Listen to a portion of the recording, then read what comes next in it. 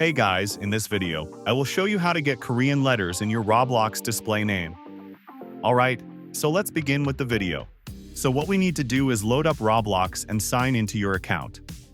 Then, click on gear icon in the top right and go into settings. Now here make sure that your age is over 18. So your date of year should be 2000 or 1001 or below. And the next thing that we need to do is click on display name, here the pencil and paper icon. Now I'm going to go into Wikipedia and just copy some Korean letters.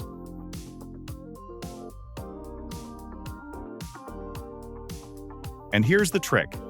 You want to paste them and save as soon as possible. So I've just copied it. And I'm going to click here to the side of my name. And I'm going to press Ctrl+V. And immediately I'm going to save. So like this, I just press Ctrl+V and saved.